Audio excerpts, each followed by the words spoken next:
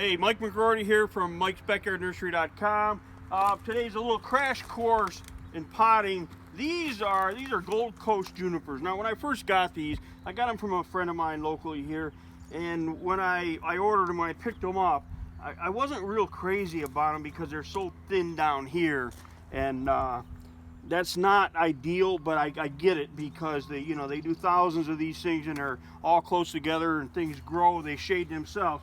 So when we started potting them, and I was somewhat pleasantly surprised that we slip them out of the container, and I just whacked the tops off somewhat aggressively like that. So now I don't know if that looks better or worse, but I know that the plant's better, it's going to do better. I'm going to grab a container. This is a trade 1 gallon, which is it's smaller than an actual gallon. So I put some soil in there because I want this thing right to the top of the container. I don't want soil up on the plant. So this is almost flush with the top of that container. Matter of fact, I'll put just a smidgen more in there. And then I'm going to disturb the roots a little bit. So that way they are forced to start growing out this way into the potting soil that's in the container. And I'm simply going to fill it up. We do have scoops that we use for this, but so basically like that. Now, and then everything's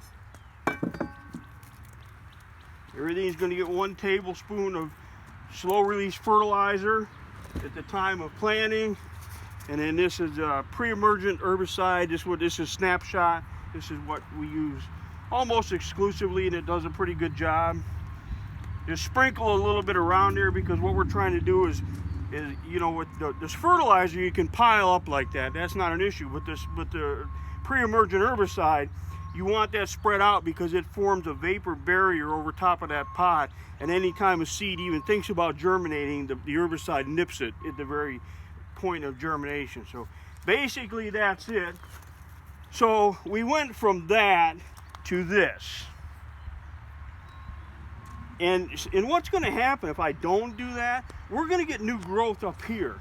It's like adding a TV antenna to a TV antenna. We don't need that. And now I've opened the plant up, so hopefully we're going to get new growth down in here where it's all bare.